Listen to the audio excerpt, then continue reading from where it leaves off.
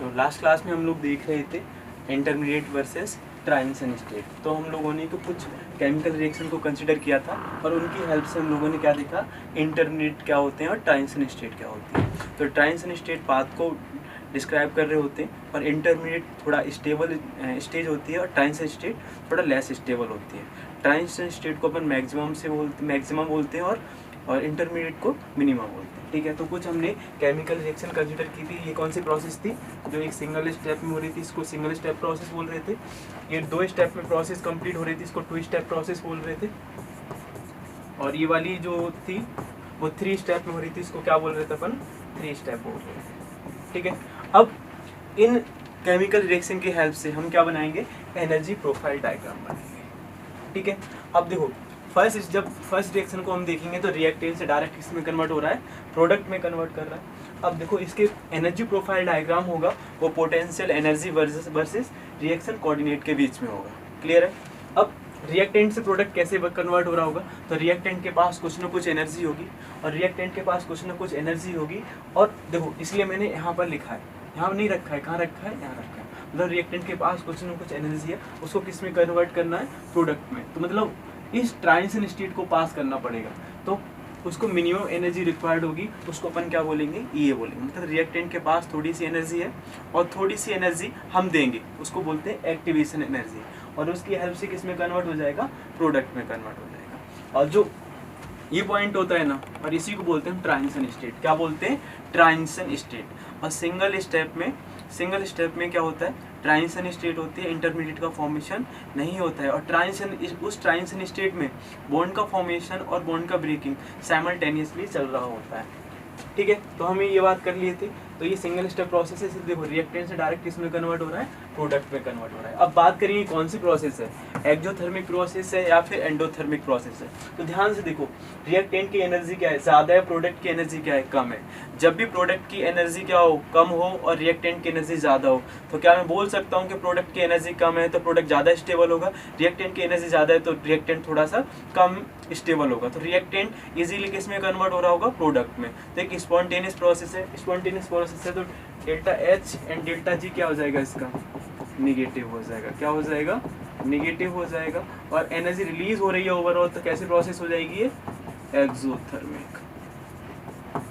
ठीक है, अब ऐसे ही हमने सेकंड जो केमिकल इक्वेशन है उसके लिए हमने एनर्जी प्रोफाइल डायग्राम बनाया है। और एनर्जी प्रोफाइल डायग्राम किस किस के बीच में बनाते हैं, potential energy versus reaction coordinate. हमने एक्स एक्सिस पर कौन लिया है, रिएक्शन कोऑर्डिनेट, और बाई एक्सिस पर कौन लिया है, पोटेंशियल एनर्जी।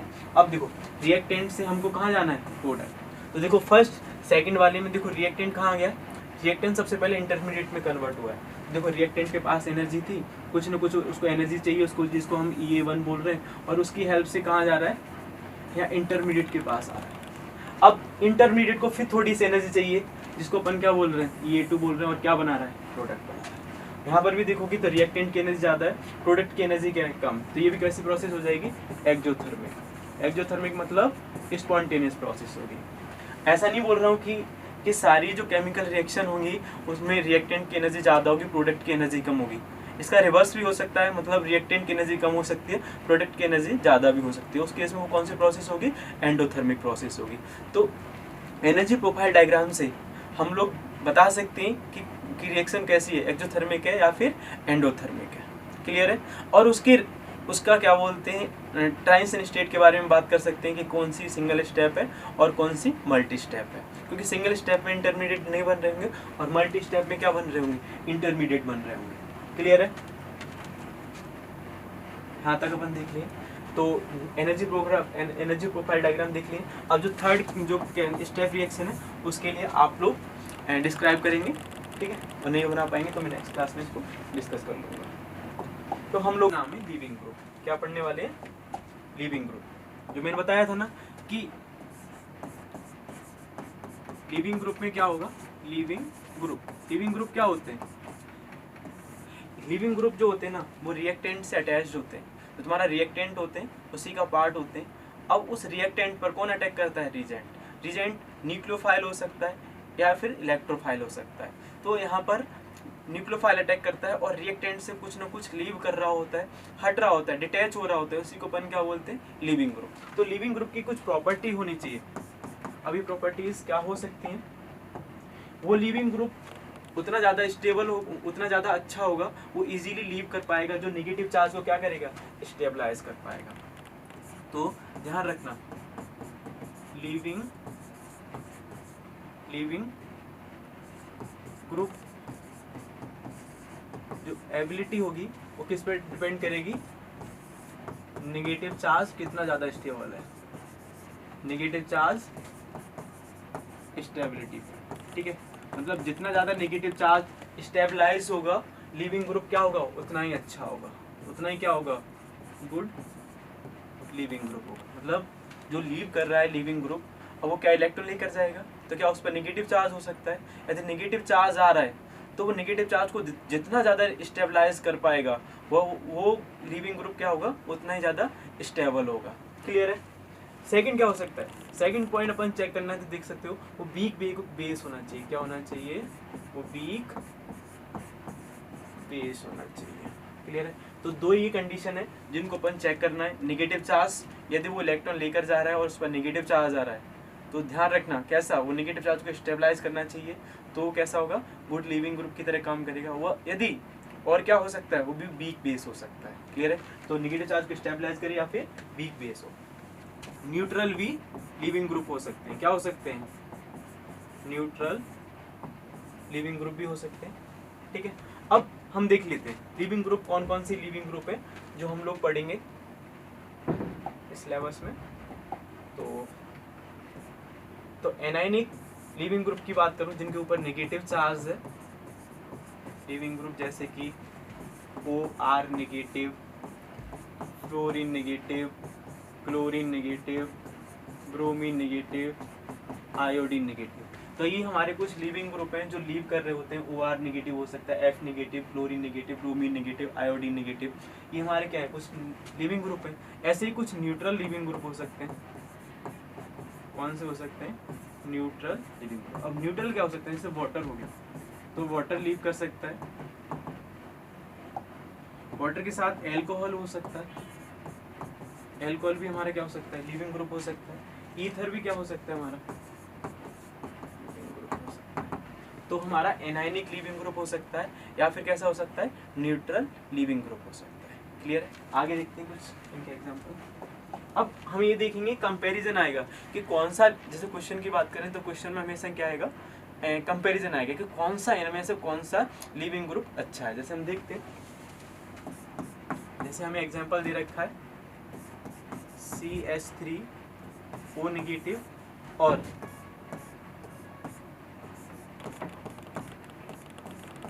हमें ये एग्जांपल दे रखा है और पूछा गया है कि इन दोनों में से कौन सा लिविंग ग्रुप अच्छा होगा। तो ध्यान रखना, नेगेटिव चार्ज जितना ज़्यादा स्टेबलाइज होगा वो उतना अच्छा क्या होगा, लिविंग ग्रुप होगा। तो ध्यान से देखो, क्या ये O नेगेटिव कहीं रेजोनेंस में पार्टिसिपेट कर रहा है फर्स्ट में, नहीं, ये फर्स्ट रेजोनेंस में पार्टिसिपेट नहीं कर रहा है, बट ये रेजोनेंस में पार्टिसिपेट कर रहा है। देखो ये नेगेटिव चार्ज कहाँ पार्टिसिपेट कर रहा है बेटा, रेजोनेंस में। तो रेजोनेंस की हेल्प से नेगेटिव चार्ज क्या हो रहा है, स्टेबलाइज हो रहा है। तो ये कैसा होगा, अच्छा लिविंग ग्रुप होगा।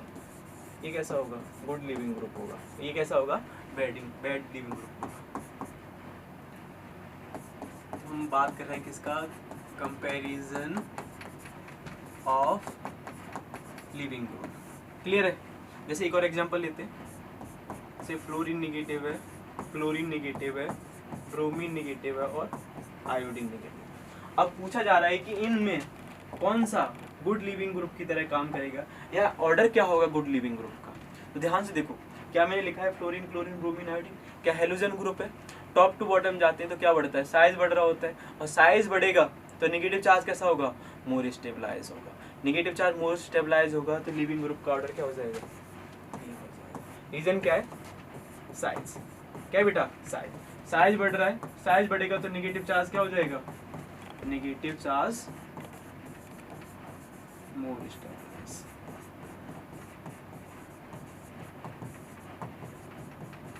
तो नेगेटिव चार्ज जितना ज़्यादा स्टेबलाइज होगा वो उतना कैसा होगा, उतना अच्छा लिविंग ग्रुप होगा। जैसे और एग्जांपल देख लेते हैं अपन, जैसे COO नेगेटिव और OH नेगेटिव। ध्यान से देखना, देखो इस पे भी नेगेटिव चार्ज है और इस पे भी नेगेटिव चार्ज है। तो देखो एनायनिक कैसे होते हैं, लिविंग ग्रुप होते हैं, दोनों लिविंग ग्रुप हो सकते हैं। अब कंपैरिजन की बात करेंगे तो देखो यहाँ पर भी ऑक्सीजन पे नेगेटिव चार्ज है और यहाँ पर भी ऑक्सीजन पे नेगेटिव चार्ज है, पर ध्यान देखोगे तो यहाँ पर क्या है बेटा, रेजोनेंस। तो ये नेगेटिव चार्ज किसके द्वारा स्टेबलाइज है, रेजोनेंस के द्वारा। तो ये क्या कैसा हो जाएगा, अच्छा लिविंग ग्रुप हो जाएगा और कैसा हो जाएगा, खराब लिविंग ग्रुप हो जाएगा। तो ध्यान रखोगे नेगेटिव चार्ज जितना ज़्यादा स्टेबल होगा वो उतना अच्छा क्या होगा, लिविंग ग्रुप होगा। क्लियर है। तो अपन लोग अब तक क्या पढ़ लिए, लिविंग ग्रुप भी पढ़ लिए। अब नेक्स्ट टॉपिक पढ़ेंगे अपन इलेक्ट्रोफिलिसिटी और न्यूक्लियोफिलिसिटी। किसके बारे में बात करेंगे, नेक्स्ट टॉपिक है, नेक्स्ट जो टॉपिक है अपना वो है इलेक्ट्रोफिलिसिटी और न्यूक्लियोफिलिसिटी। किसके बारे में बात करेंगे, एंड न्यूक्लियोफिलिसिटी।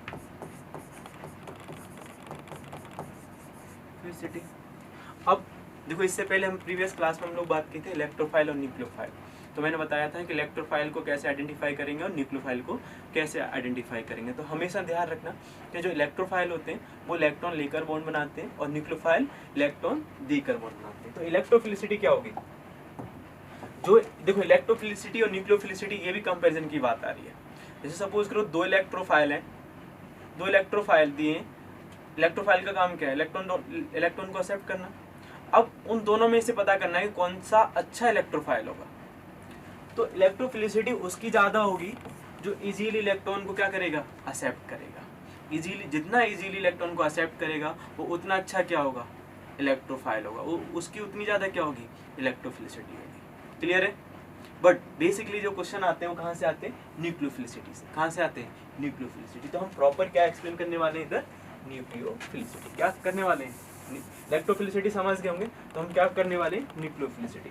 अब न्यूक्लियोफिलिसिटी क्या है, इलेक्ट्रोफिलिसिटी थी इलेक्ट्रॉन लेने की टेंडेंसी, तो न्यूक्लियोफिलिसिटी क्या होगी, कौन जितना इजीली लोन पे डोनेट कर पा रहा होगा उसकी न्यूक्लियोफिलिसिटी क्या होगी, उतनी ज़्यादा होगी। सपोज करो तुम्हारे पास दो एग्जांपल दे रखे हैं न्यूक्लियोफाइल के, दोनों न्यूक्लियोफाइल की तरह काम कर रहे हैं, बट पूछा जा रहा है कि कौन सा न्यूक्लियोफाइल एक अच्छी न्यूक्लियोफाइल की तरह काम करेगा। तो ध्यान रखना जो न्यूक्लियोफाइल इजीली लोन पे डोनेट कर रहा होगा वो एक गुड न्यूक्लियोफाइल की तरह काम कर रहा होगा। ठीक है, ध्यान रखना। न्यूक्लियोफिलिसिटी किस पर डिपेंड करेगी, कौन इजीली लोन पे डोनेट करेगा। तो न्यूक्लियोफिलिसिटी जो होती है लोन पे डोनेटिंग टेंडेंसी होती है, ध्यान रखना, लोन पेयर डोनेटिंग टेंडेंसी होती है। मतलब जो न्यूक्लियोफाइल उतना इजीली लोन पे डोनेट करेगा उसकी न्यूक्लियोफिलिसिटी क्या होगी, उतनी ज़्यादा। अब हम चेक कैसे करेंगे, तो न्यूक्लियोफिलिसिटी डायरेक्टली प्रोपोर्शनल होती है नेगेटिव चार्ज की। फर्स्ट पॉइंट देखना, जो न्यूक्लियोफिलिसिटी होगी, देख लेना, न्यूक्लियोफिलिसिटी डायरेक्टली प्रोपोर्शनल किसकी होती है, नेगेटिव चार्ज। मतलब जितना ज़्यादा नेगेटिव चार्ज होगा मॉलिक्यूल के ऊपर या न्यूक्लियोफाइल के ऊपर, जितना ज़्यादा नेगेटिव चार्ज होगा वो उतना अच्छा कैसा होगा, न्यूक्लियोफाइल होगा। जैसे एग्जांपल से देखते हैं, जैसे कि मैंने दे रखा है एक आपको OH नेगेटिव और दे रखा है एक H2। देखो OH नेगेटिव और H2 दोनों कैसे हैं, न्यूक्लियोफाइल। देखो OH नेगेटिव भी अपना लोन पे डोनेट कर सकता है, उसके ऊपर नेगेटिव चार्ज है, इजीली लोन पे डोनेट कर सकता है। बट वाटर में भी ऑक्सीजन है, ऑक्सीजन के पास क्या है, लोन पे। तो ये भी क्या कर सकता है, लोन पे डोनेट कर सकता है, न्यूक्लियोफाइल की तरह काम कर सकता है। बट बात ये है कि कौन सा अच्छा न्यूक्लियोफाइल होगा। तो मैंने बताया कि न्यूक्लियोफिलिसिटी किस पर डिपेंड कर रही होती है, नेगेटिव चार्ज। मतलब जिस मॉलिक्यूल के ऊपर जितना ज़्यादा नेगेटिव चार्ज होगा उसकी न्यूक्लियोफिलिसिटी क्या होगी, उतनी ज़्यादा होगी। तो ऑर्डर क्या हो जाएगा, अरे बताओ क्या ऑर्डर ये हो जाएगा, क्योंकि इस पर नेगेटिव चार्ज है, इस पर क्या है, लोन पे। जैसे एक और एग्जाम्पल देख लेते हैं, जैसे कि RO नेगेटिव और ROH, ये एल्कोहल है, RO नेगेटिव, तो किसका ज़्यादा हो जाएगा, इसका ज़्यादा हो जाएगा।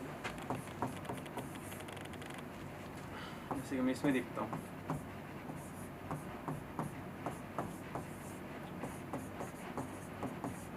इधर देखो, इसमें देखो दोनों पर नेगेटिव चार्ज है, दोनों पर नेगेटिव चार्ज है, तो किसकी न्यूक्लियोफिलिसिटी ज़्यादा होगी, जहाँ नेगेटिव चार्ज ज़्यादा होगा उसकी न्यूक्लियोफिलिसिटी क्या हो जाएगी, ज़्यादा हो जाएगी। ध्यान देखो फर्स्ट एग्जांपल में तो कहाँ पार्टिसिपेट कर रहा है ये, रेजोनेंस में।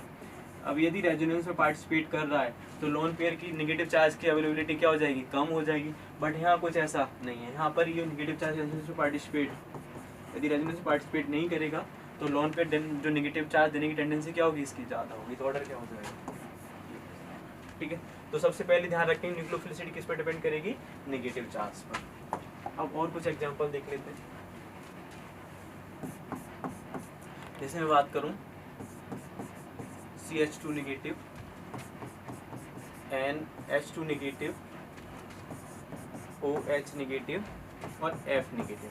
मैं कहाँ बात कर रहा हूँ, इसको पीरियड में बात कर रहा हूँ। तो पीरियड में आप लोगों को पता है। और हाँ, एक चीज़ बहुत इंपॉर्टेंट चीज़ है जो हमेशा ध्यान रखना, न्यूक्लियोफिलिसिटी जो होती है ना, न्यूक्लियोफिलिसिटी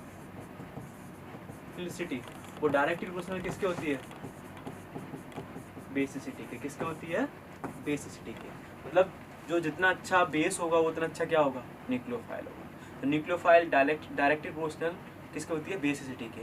बट अपन डिफरेंस जरूर देखेंगे कि न्यूक्लियोफाइल और बेस में क्या डिफरेंस है, ठीक है। तो देखो यहाँ पर मैंने CH2 negative, NH2 negative, OH negative, F negative.